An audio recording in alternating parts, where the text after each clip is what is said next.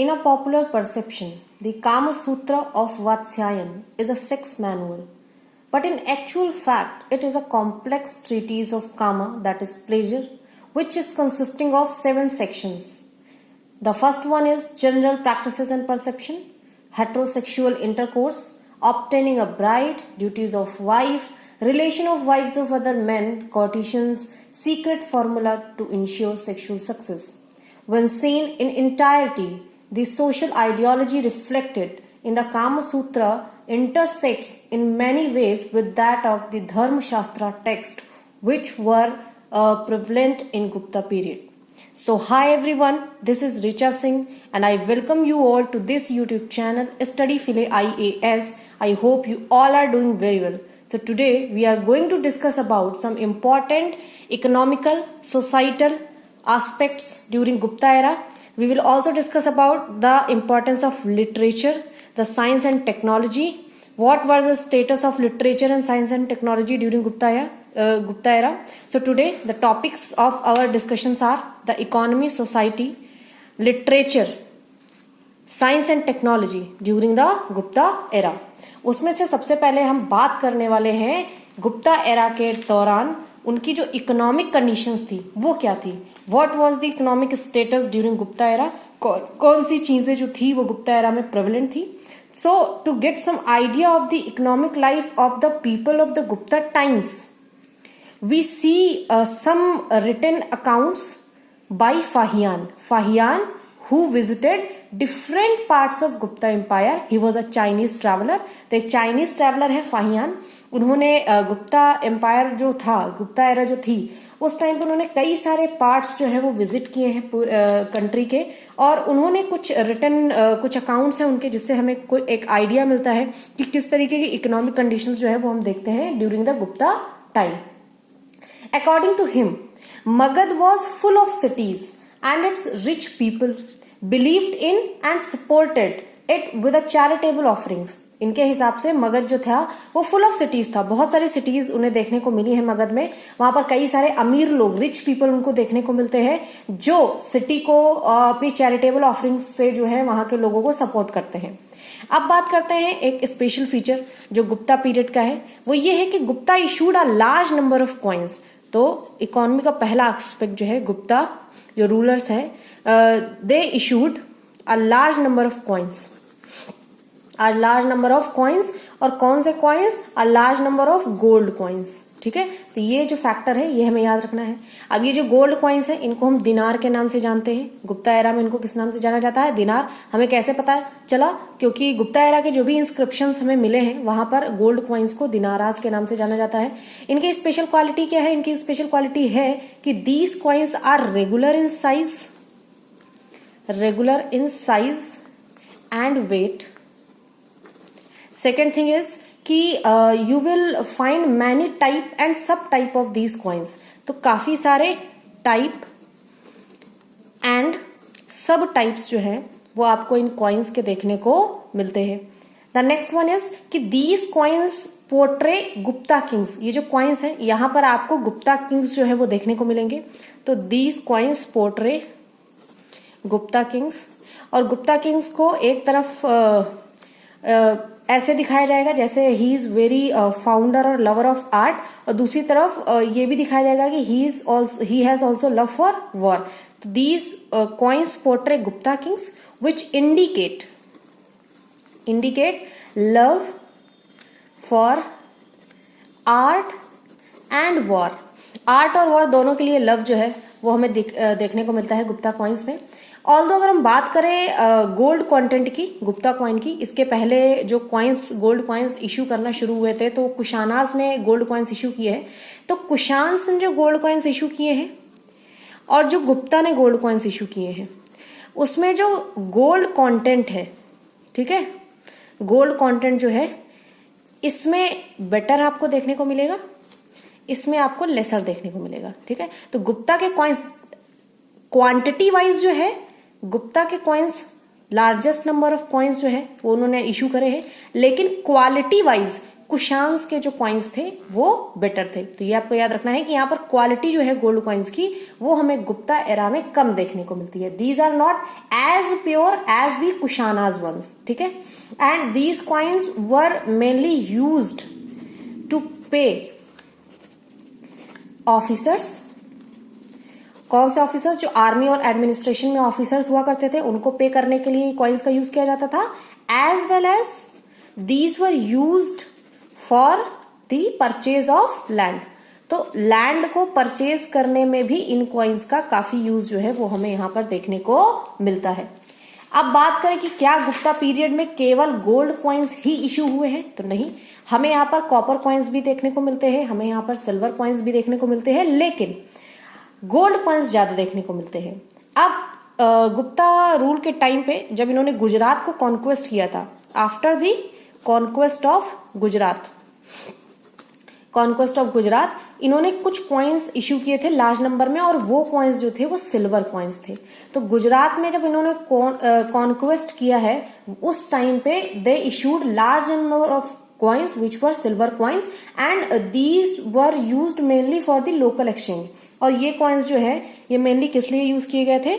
Local exchange के लिए use किए गए थे, ठीक है, लोकल एक्सचेंज, ये आपको याद रखना है। अब बात करते हैं कॉपर कॉइन्स की। तो जो गुप्ता के कॉपर कॉइन्स है were very few copper coins जो है वो यहाँ पे आपको देखने को मिलते हैं। इससे क्या पता चलता है? इससे ये पता चलता है कि जो मनी है, ठीक है ना, जो पैसा है उसकी पहुंच कॉमन जो लोग रहे हैं उनके पास बहुत ही कम है, तभी बहुत कम कॉपर कॉइन्स जो हमें देखने को मिलते हैं, which shows money did not touch the common people as much as it did under the Kushans के टाइम पे हमें जितने कॉपर कॉइन्स देखने को मिलते हैं वो बहुत ज्यादा देखने को मिलते हैं। इसका मतलब है कि वहां पर जो कॉमन लोग थे उन्होंने काफी सारा मनी जो यूज किया है एक्सचेंज में, लेकिन वहीं गुप्ता जो एज हमें देखने को मिलती है वहां पर कॉपर कॉइन्स काफी कम देखने को मिलते हैं, जो ये इंडिकेट करता है कि कॉमन जो लोग रहे हैं, कॉमन जो पीपल रहे हैं, वो कॉइन्स का जो यूज कर रहे हैं वो बहुत कम कर रहे हैं।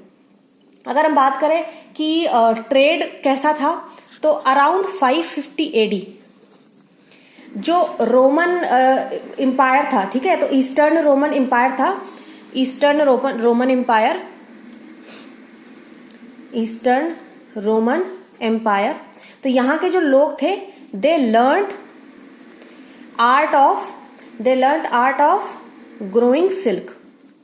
अब क्या था कि गुप्ता के टाइम पे जो सिल्क का एक्सपोर्ट होता था, रोमन और बाइजेंटाइन एम्पायर से इनका काफी अच्छा ट्रेड चलता था, और स्पेशली जब इन्होंने गुजरात कॉन्क्वेस्ट किया था उसके बाद से इनकी जो ट्रेडिंग थी रोमन और बाइजेंटाइन एम्पायर के साथ बहुत अच्छी चलती थी।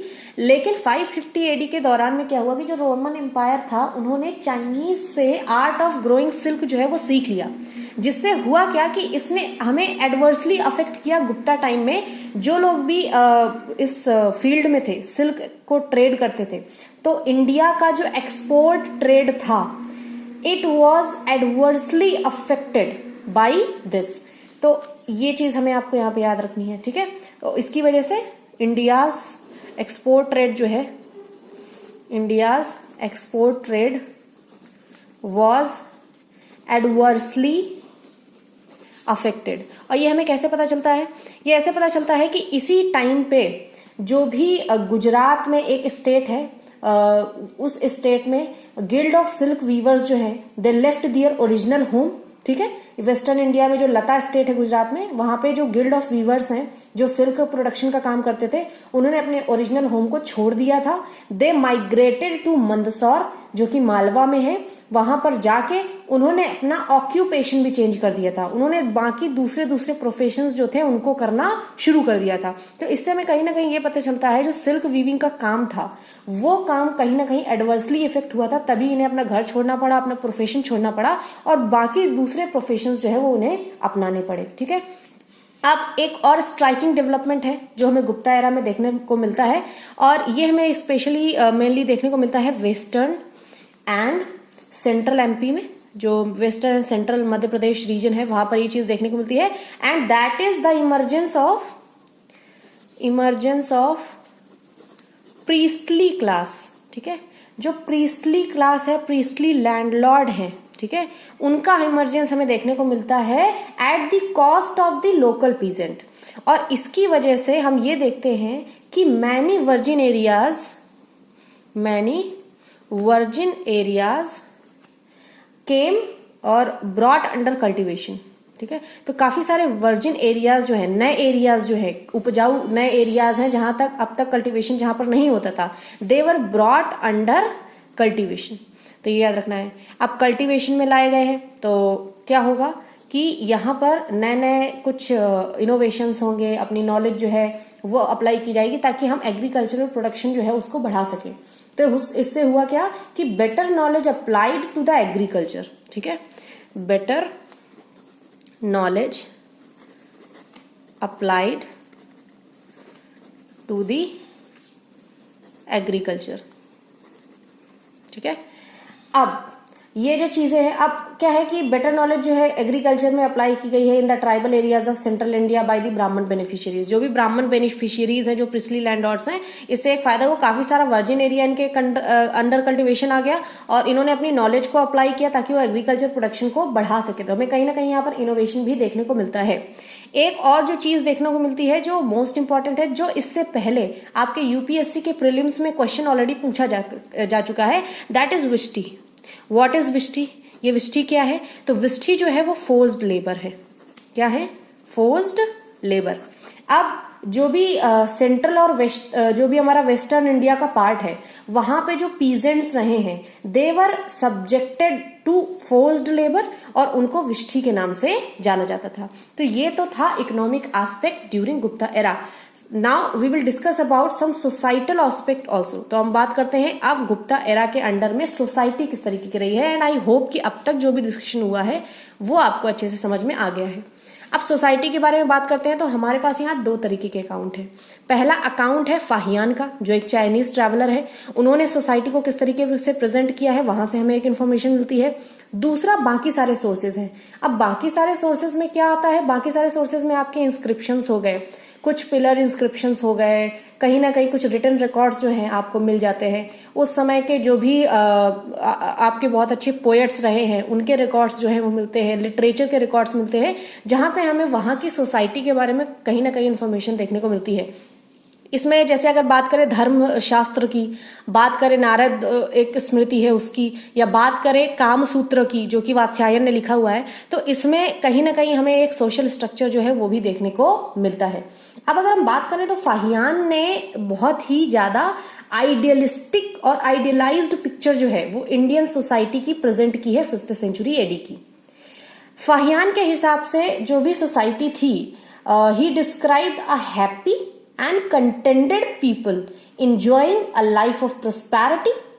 उनके हिसाब से जो लोग थे उन्हें ना तो अपने मकानों को रजिस्टर करवाना होता था और ना ही उन्हें मजिस्ट्रेट के सामने पेश होना पड़ता था। तो उनके हिसाब से बहुत ही मजे से लोग अपनी जिंदगी जी रहे थे, उनके ऊपर कोई प्रेशर नहीं था। जो फार्मर्स रॉयल लैंड पे काम कर रहे थे उन्हें बस अपने प्रोड्यूस का थोड़ा सा हिस्सा राजा को देना होता था, उसके अलावा उनके ऊपर कोई भी बर्डन नहीं था। तो फाहियान के हिसाब से जो सोसाइटी थी during Gupta era was a very happy and contending society. लोग जो है people were enjoying life of prosperity, उनके ऊपर किसी भी तरीके का बर्डन नहीं था। लेकिन ये जो चीजें हैं ये हमें बहुत ज्यादा थोड़ा सा एग्जैगरेटेड वे में दिखाई पड़ती है, क्योंकि बहुत सारी चीजें हैं जो हमें गुप्ता एरा का एक नेगेटिव एस्पेक्ट दिखाती हैं कि वहां पर जैसे कि विमेन की पोजीशन हुई, तो विमेन की पोजीशन को बहुत अच्छी लाइट में नहीं वहां पर शो किया गया है। शूद्रास की पोजीशन में एक तरफ तो हमें इंप्रूवमेंट देखने को मिलता है, लेकिन उसी जगह दूसरी तरफ हमें एक नई जो अनटचेबल क्लास है वो भी देखने को मिलती है, जैसे कि चांडाल्स हुए। और चांडाल्स के साथ बहुत ही बुरा बर्ताव किया जाता था। उनके लिए जो सोसाइटल नॉर्म्स डिसाइड किए गए थे वो काफी ज्यादा डिसहार्टनिंग थे, आपके इंसल्टिंग नॉर्म्स थे जिसको उनको बर्दाश्त करना पड़ता था। तो एक तरफ हम थोड़ा सा इंप्रूवमेंट देखते हैं, वहीं दूसरी तरफ हम एक नेगेटिव फीचर भी देखते हैं गुप्ता एरा का। तो आइए डिस्कस करते हैं कि कौन कौन सी ऐसी चीजें हैं जो उस समय वहां की सोसाइटी को डिफाइन करती थी। तो सबसे पहले हम शुरुआत करते हैं जरा रॉयल फैमिली से, कि रॉयल फैमिली में क्वींस और किंग्स को किस तरीके से पोर्ट्रे किया जाता था। तो हम देखते हैं कि जो रॉयल विमेन है, ठीक है, royal women are visible on coins. हमें कॉइन्स में जो रॉयल वीमेन है वो देखने को मिलती हैं। इसका मतलब है कि कहीं ना कहीं हमें थोड़ा सा इंपॉर्टेंस वीमेन का यहाँ पर देखने को मिल रहा है कि कॉइन्स में उनकी इमेजेस जो है वो देखने को मिलती है। इसका एग्जाम्पल क्या है, कुमार देवी टाइप के कॉइन्स जो हैं, इनके बारे में हमने जब पहले बात की थी तो आपको याद होगा। तो जो चंद्रगुप्त फर्स्ट है और उनकी जो वाइफ है, कौन है उनकी वाइफ, कुमार देवी। तो कॉइन है वहां पर चंद्रगुप्त फर्स्ट की इमेज है और साथ में ही उनकी वाइफ की भी जो इमेज है वो हमें वहां पर देखने को मिलती है। और इनको बोलते हैं king queen types of coins भी बोलते हैं, इनको कुमार देवी टाइप ऑफ कॉइन्स भी बोलते हैं। एक चीज और देखते हैं, क्वींस जो हैं रॉयल फैमिली में, जो क्वींस हैं they also appear on the reverse of the coin. ठीक है, तो हम यहाँ बोल सकते हैं कि queens also appears on the reverse of coins। इसका एग्जाम्पल क्या है, इसका एग्जाम्पल है कि queen sitting on couch with a flower in her right hand appears on the reverse of coin of Kumar Gupta first and Chandragupta second coin. तो Kumar Gupta first के जो coins हैं एंड चंद्रगुप्त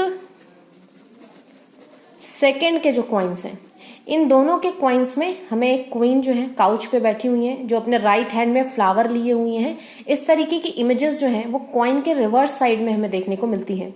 दूसरी और इमेजेस हैं वो है समुद्रगुप्त के टाइम की, समुद्रगुप्त एंड कुमारगुप्त फर्स्ट।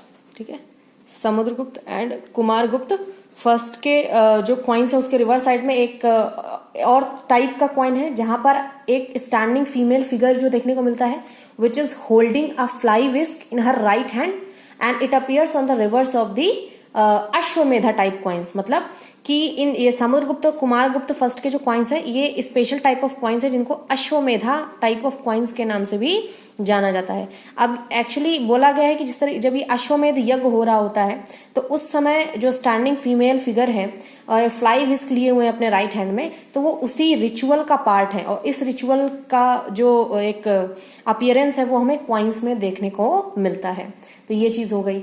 अब यहाँ पर एक और इंस्क्रिप्शन है एंशियंट वैशाली, जिसका नाम बेसर है। ठीक है, बेसर में जिसे एंशियंट वैशाली के नाम से भी जानते हैं, एंशियंट वैशाली है।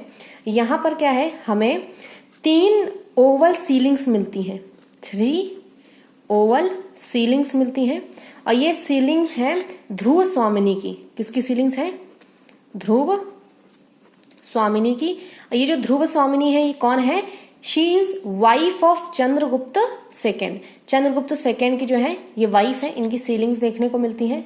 और इस सीलिंग में हम देखते हैं कि she is with a seated line and N inscription. एक इंस्क्रिप्शन और सीटेड लाइन के साथ हमें 3 ओवल सीलिंग्स जो है वो ध्रुव स्वामिनी की देखने को मिलती है। तो यहाँ पर कहीं ना कहीं देख रहे हैं कि बार बार हर जो भी रूलर आ रहा है उसके साथ उनकी वाइफ जो है उनकी इमेजेस जो है वो पोर्ट्रे की जा रही है कॉइन्स में। ठीक, अब सेकेंड इंपॉर्टेंट फीचर जो हमें देखने को मिलता है, इनका जो पॉलिटिकल जो भी इनका हिस्ट्री रहा है, इनका जो पॉलिटिक्स रही है उस टाइम पे, matrimonial alliances were very important. ठीक है, तो हमें ये चीज यहां पर देखने को मिलता है, matrimonial alliances were very important. तो हमें मैट्रिमोनियल अलायंसेस जो है उनका इंपॉर्टेंस जो है यहां पर देखने को मिलता है। और इसका एग्जाम्पल है इलाहाबाद प्रशस्ति, इलाहाबाद प्रशस्ति जो कि समुद्रगुप्त के टाइम की है, समुद्रगुप्त के टाइम की। दूसरा भीतरी पिलर इंस्क्रिप्शन है, कौन सा है, भीतरी पिलर इंस्क्रिप्शन। और ये जो भीतरी पिलर इंस्क्रिप्शन है ये है आपका स्कंदगुप्त के टाइम का। ठीक है, पहला इलाहाबाद प्रशस्ति है जो कि समुद्रगुप्त के टाइम का है, दूसरा भीतरी पिलर इंस्क्रिप्शन है वो स्कंदगुप्त के टाइम का है। ये हमें बताते हैं कि गुप्ता रूलर्स के मैट्रिमोनियल अलायंसेस काफी सारे हुए हैं। जैसे कि अगर हम बात करें चंद्रगुप्त सेकेंड की जो पुत्री थी प्रभावती, उनका जो विवाह हुआ था, उनकी जो मैरिज हुई थी वो वकाटका किंग के साथ हुई थी। तो इस तरीके से काफी सारे उस समय के जो कॉन्टेम्प्रेरी किंग्स रहे हैं, कॉन्टेम्प्रेरी जो भी एम्पायर रहे हैं, वहां हमें गुप्ता जो रूलर्स थे उनके जो बेटियां हैं या उनके सिस्टर्स हैं जो भी हैं उनके यहाँ, उनका मैट्रिमोनियल अलायंसेस जो है वो हमें बाकी सारे रूलर्स के साथ देखने को मिलता है।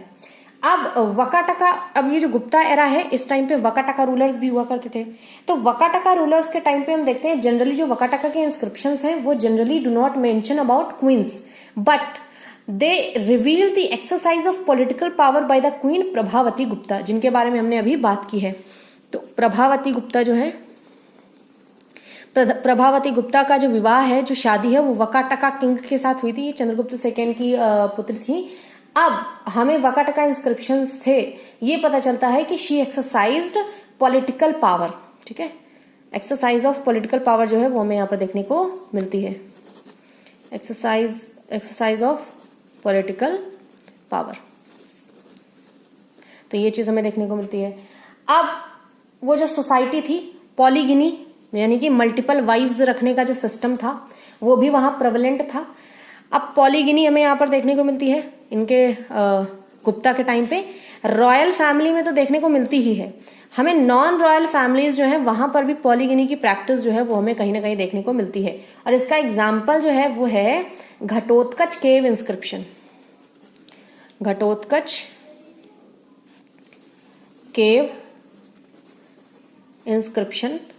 और ये जो घटोत्कच केव इंस्क्रिप्शन है ये वराहदेवा के द्वारा है, वराहदेवा, घटोत्कच केव इंस्क्रिप्शन बाय वराहदेवा, जो मेंशन करते हैं एक किंग के बारे में, एक पर्सन है जिनका नाम है सोम, और बोलते हैं कि इनकी क्षत्रिय एज वेल एज ब्राह्मण वाइफ्स थी। तो काफी सारी वाइफ्स के बारे में यहाँ पर हमें डिस्क्रिप्शन देखने को मिलता है। ना ये पता चलता है कि कहीं ना कहीं पॉलीगिनी जो थी that was prevalent during Gupta era.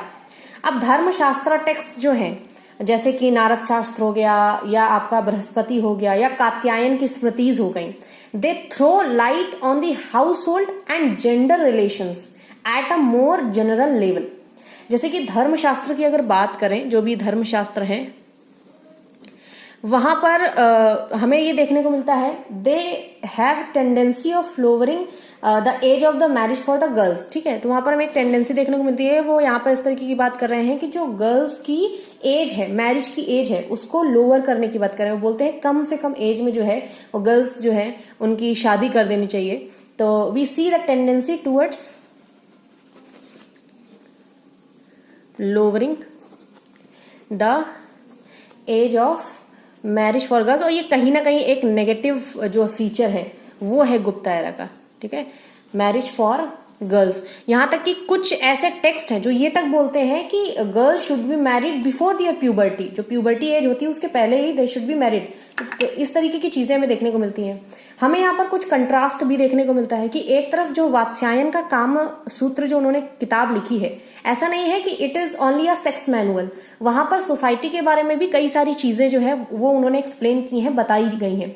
तो एक तरफ तो वात्स्यायन ये इस बात को सपोर्ट करते हैं कि girls should be married before puberty, वहीं दूसरी तरफ वो अपने टेक्स्ट में एक्सप्लेन करते हैं एक एक सपोज लेके चलते हैं जो ब्राइड और ग्रूम होना चाहिए वो मेच्योर होना चाहिए। तो यहाँ कहीं ना कहीं हमें जो थिंकिंग है, थॉट्स हैं, वो कंट्रास्टिंग थॉट्स मिलती हैं। एक तरफ बोलेंगे कि एज जो होनी चाहिए मैरिज की वो कम एज होनी चाहिए, दूसरी तरफ ये भी बोल रहे हैं कि जो ब्राइड और ग्रूम होने चाहिए वो मेच्योर होनी चाहिए, ठीक है। तो इस तरीके की चीजें जो है वो हमें देखने को मिलती है। हमें यहाँ पर जो टेक्स्ट है वहां पर विमेन के बारे में जिस तरीके से बात की गई है, तो उन्होंने विमेन को बहुत ही ज्यादा डिपेंडेंट पोजीशन पे दिखाया है, सबऑर्डिनेट पोजीशन पे दिखाया है कि वो अपने पिता, पति और पुत्र के सबऑर्डिनेट रहे। एक आइडियल विमेन को वहां पर प्रेजेंट किया गया है कि उनको एक विमेन को ये करना चाहिए, इस तरीके की चीजें करनी चाहिए। तो काफी ज्यादा रूल्स और रेगुलेशंस में बांध के रखा हुआ है। लेकिन इसके बाद भी जो एक पॉजिटिव एस्पेक्ट हमें देखने को मिलता है वो ये देखने को मिलता है increase in the scope of the स्त्री धन। तो यहाँ पे स्त्री धन की बात करते हैं। वैसे यहाँ पर बहुत ज्यादा कोई अच्छे राइट्स नहीं दिए गए हैं विमेन को। हर चीज जो है उन्हें अपने पति के, पिता के या पुत्र के कंट्रोल में ही करनी है, उनके हिसाब से ही करनी है। लेकिन एक जो राइट हमें देखने को मिलता है वो स्त्री धन के नाम से। अब स्त्री धन क्या है? तो स्त्री धन वो मनी है या आपके ज्वेलरी हो गई, वो चीजें जो एक विमेन को या तो अपने मायके या ससुराल से या लैंड हो गई तो उनको मिलती है, तो जो उनको मिलती है उस पर उनका अधिकार है, वो उन्हें बेच भी सकती हैं, उनका किसी भी तरीके से वो यूज कर सकती हैं। ठीक है, जैसे कि अगर हम बात करें कि कुछ जो भी आपके गिफ्ट्स हैं, प्रेजेंट्स हैं, that were given to women at the time of marriage before the nuptial fire. ठीक है, तो उसको अध्याग्नि स्त्री धन के नाम से जाना जाता था। फादर इन लॉ और मदर इन लॉ के द्वारा जो अपनी बहू को दिए जाते थे गिफ्ट्स या मनी या ज्वेलरी, तो उसको प्रीति दत्त स्त्री धन के नाम से जाना जाता था। इसी तरीके से हाउस होल्ड वर्क के बदले में अगर उनको कुछ मिलता था तो वो शुल्क के नाम से जाना जाता था। तो इस तरीके के स्त्री धन का जो कॉन्सेप्ट है वो हमें यहाँ पर देखने को मिलता है। अब बात करते हैं हम यहाँ पर कि जो ब्राह्मण्स थे उनका क्या स्टेटस रहा है। तो large scale land grants were given to Brahmana which indicate the supremacy which were of the Brahmana which were increased in the Gupta time. मतलब यहाँ पर हम क्या देखते हैं, large scale land grants to Brahmans, जो हमें ये इंडिकेट करता है कि जो सुप्रीमेसी है ब्राह्मण्स की, ठीक है, वो सुप्रीमेसी इंक्रीज हुई थी गुप्ता के टाइम पे, इंक्रीज इन गुप्ता टाइम। और इसके एक रीजन है, क्या है, ब्राह्मण्स जो है ब्राह्मणिका सोसाइटी में ब्राह्मण्स जो है उनका स्टेटस काफी ऊंचा रहता है। अब जो गुप्ता रूलर्स थे वो ब्राह्मण्स को लैंड ग्रांट्स देते थे, उससे ब्राह्मण क्या करते थे, वो राजा की तारीफ किया करते थे, राजा को भगवान से कंपेयर किया करते थे, क्योंकि समाज में ब्राह्मण्स का ही दबदबा था, उनकी बात को ज्यादा फोकस दिया जाता था, उनकी बात मानी जाती थी, तो राजा उन्हीं का यूज करते थे कि भाई हम तुम्हारा काम कर रहे हैं, तुम मेरा काम करो। वो ब्राह्मण्स को लैंड ग्रांट्स देते थे और बदले में ब्राह्मण क्या करते थे, राजा की तारीफें करते थे, जिससे इस सोसाइटी में राजा की जो प्रेस्टीज है, जो स्ट्रेंथ है, वो कहीं ना कहीं मजबूत होती थी, लोगों के दिलों में उनके लिए रिस्पेक्ट जो है वो बढ़ जाती थी। तो ये पहला एस्पेक्ट है। दूसरी बात करें कि कास्ट सिस्टम जो था उसका क्या था, तो हमें यहाँ पर प्रोलिफरेशन देखने को मिलता है, यानी कि जो कास्ट है वो कई सारी सब कास्ट में हमें बहुत सारी कास्ट सब कास्ट देखने को मिलती हैं। उसके दो रीजन है। पहला रीजन है कि लार्ज नंबर ऑफ जो फॉरेनर्स हैं, लार्ज नंबर ऑफ फॉरेनर्स जो हैं, those were assimilated in Indian society. बहुत जैसे कुषाण हो गया, शका हो गया, इस तरीके के बहुत सारे फॉरेन जो रूलर्स आए वो कहीं ना कहीं इंडियन सोसाइटी में मिल गए, यहाँ पर आए और यहीं के होके रह गए। तो इससे हुआ क्या कि हर फॉरेनर के ग्रुप को एक अलग कास्ट दे दी गई, और क्योंकि ये कॉन्कोरर थे इसलिए इनको ज्यादातर क्षत्रिय स्टेटस दिया गया। एग्जाम्पल के जो हुनाज आए थे उनको राजपूत माना जाता था। ठीक है, तो जो भी फॉरेनर्स थे जो कॉन्करर आए थे उनको कई सारी कास्ट जो है असाइन कर दी गई। तो कहीं ना कहीं हमें कास्ट का प्रोलिफरेशन देखने को मिलता है। दूसरा इसका कारण क्या है कि जो ट्राइबल पीपल थे, तो absorption of many tribal people into Brahmanical society through the process of land grants. Land grants के प्रोसेस का यूज करके हम देखते हैं absorption of many tribal people into the Brahmanical society. अब कई सारे ट्राइबल लोग हैं, उनको भी ब्राह्मण सोसाइटी में इनको एब्जॉर्ब कर लिया गया, तो उनको भी कुछ ना कुछ कास्ट असाइन करनी पड़ेगी। तो उन वहां से हमें कई सारी सब कास्ट देखने को मिलती हैं। और इसमें एक रूल था, जो ट्राइबल चीफ हुआ करते थे, यानी कि जिनके पास ज्यादा जमीन हुआ करती थी, उनको रिस्पेक्टेबल ओरिजिन जो है, मतलब हायर कास्ट जो है वो दिया गया।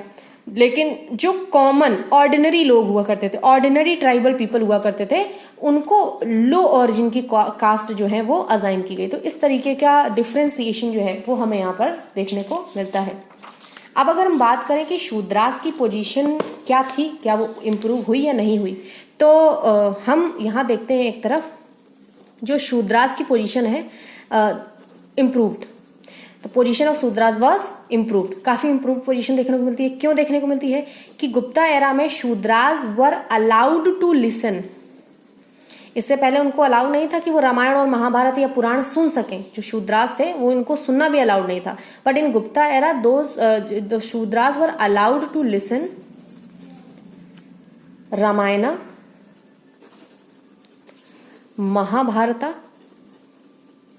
एंड पुराण्स।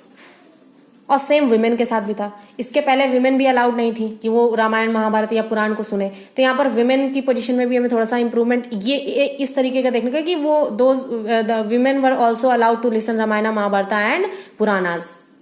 एक चीज, शूद्रास को भगवान की पूजा करना अलाउड नहीं था, लेकिन गुप्ता एरा में एक नए भगवान आए, न्यू गॉड, और काफी फेमस है कृष्णा, हमारे कृष्ण भगवान। तो ये जो न्यू गॉड है कृष्णा, इनकी वर्शिप जो थी वो अलाउड थी, शूद्रा भी इनकी वर्शिप कर सकते थे और विमेन भी इनकी वर्शिप कर सकती थी।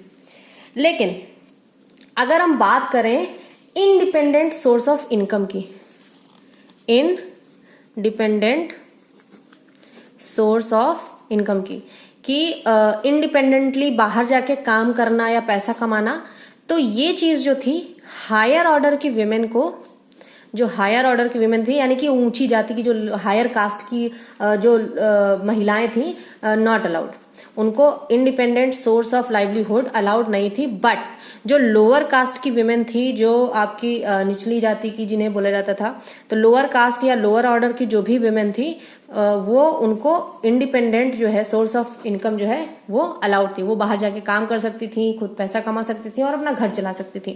और इसके लिए एक थिंकिंग भी है, जो भी धर्मशास्त्र के टेक्स्ट है वहां पे ऐसा माना जाता है कि अगर कोई विमेन बाहर जाके कमाती है तो वो अपने पति के कंट्रोल से बाहर हो जाएगी या पिता के कंट्रोल से बाहर हो जाएगी। तो इस तरीके की एक रॉन्ग थिंकिंग और थॉट्स जो थे वो धर्मशास्त्र में वहां पर प्रेजेंट किए गए ड्यूरिंग द गुप्ता एरा।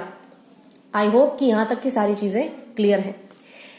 हमें विडो रीमैरिज गुप्ता टाइम में देखने को तो मिलती है, but those marriages were not allowed in higher varnas. ठीक है, तो विडो रीमैरिज देखने को मिलती है, लेकिन बहुत नेगेटिव सेंस में, मतलब लोअर कास्ट की जो विमेन है अगर वो विडो हैं तो उनकी मैरिज रीमैरिज हो सकती है, और उसमें भी कुछ इसको सपोर्ट करते हैं, कुछ नहीं सपोर्ट करते हैं। लेकिन जो विडो रीमैरिज है हायर कास्ट में वो बिल्कुल भी अलाउड नहीं है। ठीक है, तो नॉट अलाउड इन हायर वर्नास।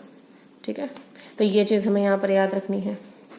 तो ये कुछ आपके कंडीशंस है। अब यहाँ पर शूद्रा की कंडीशन तो इंप्रूव हुई, लेकिन हमें एक नई अनटचेबल जो कास्ट है, जो अनटचेबल क्लास है वो निकल के सामने आई है, वो है चांडाल। और ये काफी ज्यादा एक नेगेटिव एस्पेक्ट है गुप्ता का, कि यहाँ पर इस तरीके के कुछ टेक्स्ट लिखे गए हैं, स्मृतियां लिखी गई हैं जो कुछ लोगों के साथ बहुत ही ज्यादा गलत व्यवहार जो है उसको दिखाती हैं। अब चांडाल्स, ये अनटचेबल्स बोला जाता था इनको, कि इनको छुआ नहीं जाएगा, इनका जो रहना खाना है वो सब कुछ गांव से बाहर होता था। अगर ये एंटर करते हैं गांव में तो एक पर्टिकुलर टाइम पीरियड है कि 2 बजे के बाद इनको एंटर नहीं करना है, ताकि इनकी जो परछाई है, परछाई तक इनकी जो है वो लोगों को ना छुए। और जब भी ये चले तो अपने साथ डंडा लेके चले, स्टिक लेके चले, कि ताकि ये आवाज से बता सके कि नहीं वो आ रहे हैं, जो भी आसपास के लोग हैं वो दूर हट जाएं। यहाँ तक कि ये जो चांडाल जो ये क्लास है, इसके जो लोग थे, जब भी ये चलते थे तो इनका ये था कि इनके आगे एक तरीके का कुछ बंधा हुआ होता था, जिसपे अगर उनको थूकना भी है, उनको स्पिट भी करना है, तो वो पब्लिक में स्पिट नहीं कर सकते थे। उनको उसी जो भी उन्होंने बर्तन या जो कुछ भी अपने गले में टांगा हुआ है वो उसी में स्पिट करते थे। तो इस तरीके की नेगेटिव चीजें भी हमें गुप्ता एरा में देखने को मिलती है। अब हम बात करेंगे गुप्ता के टाइम पे लिटरेचर जो था वो किस तरीके से डेवलप हुआ। तो एक तरफ हम गुप्ता एरा में देखते हैं religious literature, large number of religious literature जो है वो हमें देखने को मिलता है। वहीं दूसरी तरफ हम देखते हैं there is a remarkable production of secular literature. तो हमें यहाँ पर increase in the production of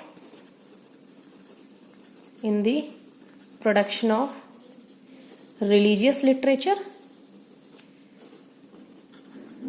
बहुत ज्यादा प्रोडक्शन हमें देखने को मिलता है रिलीजियस लिटरेचर में, जैसे कि रामायण हो गया, महाभारत हो गया और पुराण्स हो गए, ये सब कंप्लीट हुए हैं गुप्ता एरा में आके।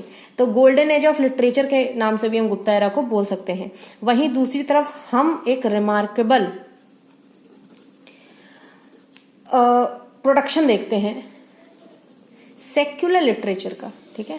Religious as well as secular literature, दोनों ही तरीके के लिटरेचर जो हैं वो हमें यहाँ पर देखते हैं। एक बहुत अच्छे पर्सन है, वो है कालिदास, काफी फेमस है। ये कालिदास ही वो व्यक्ति है जिनकी वजह से गुप्ता पीरियड जो है वो इतना फेमस हुआ लिटरेचर की फील्ड में। इनका जो टाइम पीरियड है वो लगभग आपका 350 से 450 सीई के बीच में आपको देखने को मिलेगा।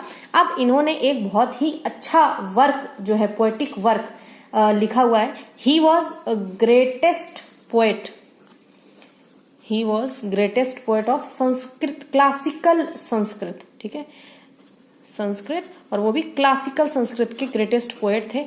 इनका जो वर्क है काफी फेमस वर्क है। ही रोट अभिज्ञान शाकुंतलम, अभिज्ञान शाकुंतलम। अभी जो अभिज्ञान शाकुंतलम है, it is highly regarded in the world of literature, ठीक है। तो इंडिया में ही नहीं, पूरे वर्ल्ड में ये हाईली रिगार्डेड वर्क है, ठीक है, कालिदास का।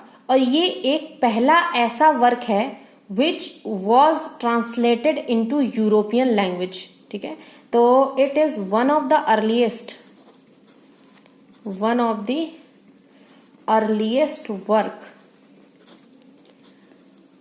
ट्रांसलेटेड इनटू यूरोपियन लैंग्वेज, ठीक है। इसके अलावा भगवत गीता भी है, जो काफी फेमस है और जिसे यूरोपियन लैंग्वेज में कन्वर्ट किया गया था, ट्रांसलेट किया गया था।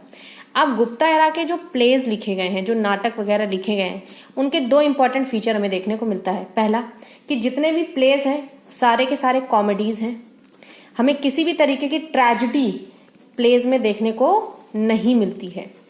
दूसरी तरफ इस प्लेज में जो आपके हायर और लोअर क्लास के लोग हैं, हायर एंड लोअर क्लास के लोग जो हैं, they do not speak same language, do not speak same language. ये देख लीजिए, सेम लैंग्वेज का मतलब क्या है कि अगर विमेन है, प्ले जो लिखा गया है उसमें अगर विमेन है या शूद्र है, तो इनकी लैंग्वेज हमेशा आपको प्राकृत मिलेगी, और बाकी जो हायर कास्ट के मेल जो भी हैं, ठीक है, वो हमेशा संस्कृत में बात करेंगे। तो इस तरीके की चीजें जो हैं वो हमें गुप्ता एरा में कुछ स्पेशल फीचर्स जो हैं वो देखने को मिलते हैं। काफी सारे वेरियस पुरानास का, लॉ बुक्स का कंपाइलेशन जो है वो भी हमें यहाँ पर देखने को मिलता है। And Gupta period also saw the development of Sanskrit grammar based on the work of Panini and Patanjali, कि ग्रामर पे भी काफी सारा फोकस जो है हमें देखने को मिलता है। पाणिनि और पतंजलि दो इम्पोर्टेंट लोग रहे हैं जिन्होंने इस पे वर्क किया है। अब जो ये पीरियड है Gupta era, it is also memorable because of the compilation of the Amarakosha. अब क्या है अमरकोश? एक बुक है, ठीक है। अमरकोश का कंपाइलेशन किसने किया है? अमर सिंह ने किया है, और ये इसलिए इंपॉर्टेंट है क्योंकि he was luminary in the court of Chandragupta second. He was a luminary in the court of Chandragupta second, ठीक है। Sanskrit was the court language of the Guptas. तो अब फाइनली हम ये बोल सकते हैं, overall Gupta period was a bright phase in the history of classical literature and one that developed on ornate style that was very different from an old simple Sanskrit. पुराने भी संस्कृत के कुछ वर्क्स रहे हैं, लेकिन जो नया गुप्ता पीरियड में जो संस्कृत पे काम हुआ है वो ज्यादा ऑर्नेट स्टाइल में हुआ है, ज्यादा क्लासिकल जो लिटरेचर है उसको बहुत ही अच्छी तरीके से यहाँ पर प्रेजेंट किया गया है। अब हम अगर बात करें कि साइंस एंड टेक्नोलॉजी जो है उसका क्या यहाँ पर डेवलपमेंट है, तो हम सबसे पहले आर्यभट्टिया, एक बुक है आर्यभट्टिया। ये आर्यभट्टिया किसने लिखी है? आप जान गए होंगे, आर्यभट्ट ने लिखी है, काफी फेमस मैथमेटिशियन है ये। और ये बुक जो है वो मैथमेटिक्स के ऊपर है। किसके ऊपर है? मैथमेटिक्स के ऊपर है। इन्होंने अपनी बुक में जीरो सिस्टम पे भी फोकस किया है और डेसिमल सिस्टम पे भी फोकस किया गया। तो ऐसा माना जाता है कि जो आर्यभट्ट थे वो कैलकुलेशन में काफी अच्छे थे, हर तरीके की कैलकुलेशन जो थी उस पे पारंगत थे। तो इन्होंने जो है he displays an awareness of both zero system and decimal system. अब Gupta inscription of 448 AD from Allahabad district suggest that the decimal system was known in India at the beginning of the 4th century. ऐसा Allahabad inscription जो है वहां से हमें पता चलता है कि जो डेसिमल सिस्टम की नॉलेज है वो 5th सेंचुरी के स्टार्टिंग से ही हमारे देश में थी। दूसरा एक जो वर्क है वो हमें देखने को मिलता है यहाँ पर रोमक सिद्धांत। ये जो रोमक सिद्धांत है ये वर्क है एस्ट्रोनॉमी पे। किस पे है? एस्ट्रोनॉमी पे। अब ये जो एस्ट्रोनॉमी पे वर्क है इट वाज इन्फ्लुएंस्ड बाय, इसका जो टाइटल है उससे ये पता चलता है कि it is influenced by Greek and Roman ideas. क्यों? क्योंकि ग्रीक और रोमन्स के साथ गुप्तास का ट्रेड वगैरह चलता था, तो कहीं ना कहीं हमें जो एस्ट्रोनॉमी पे वर्क है उसमें ग्रीक और रोमन आइडियाज का इन्फ्लुएंस देखने को मिलता है। एक दूसरी चीज है मेटलर्जी के फील्ड में भी इन्होंने काफी अच्छा काम किया हुआ है। Bronze images of Buddha began to be produced on a considerable scale because of the knowledge the Smith had advanced metal technology. तो मेटलर्जी और मेटल टेक्नोलॉजी में इम्प्रूवमेंट हमें देखने को मिलता है। ठीक है, तो इम्प्रूवमेंट इन मेटल टेक्नोलॉजी, और इसका जीता जागता जो उदाहरण है वो है आपका आयरन पिलर फ्रॉम मेहरौली, और ये अभी प्रेजेंट है आपका दिल्ली में। ठीक है, ये मेहरौली का जो पिलर है आयरन पिलर ये प्रेजेंट है। इसकी खासियत क्या है? अब देखिए ये जो पिलर है ये कब बना था? ये बना था 4th सेंचुरी में, और आज लगभग 15 सेंचुरी बाद भी इस पिलर में एक भी रस्ट आपको देखने को नहीं मिलेगी। तो it was manufactured in 4th century but has not gathered any rust over 15 centuries. तो इस तरीके का जो टेक्नोलॉजी है वो हमें कहीं नहीं देखने को मिलता है कि इतने सालों में भी एक लोहे का पिलर जिसपे अभी भी जंग नहीं लगी है, रस्ट नहीं लगी है। तो ये कहीं ना कहीं हमें एक advanced level of metal knowledge जो है वो हमें देखने को मिलती है, जो कि गुप्ता टाइम पे प्रेवलेंट थी। आई होप कि आज का जो लेक्चर है वो आपके लिए बेनिफिशियल रहा होगा और आपको समझ में आया होगा। तो अगर आपको ये चीजें अच्छी लग रही हैं please like, subscribe and share, ताकि मुझे भी थोड़ा मोटिवेशन मिलता रहे और मैं भी रेगुलर आपके लेक्चर्स जो है वो अपलोड करती रहूं।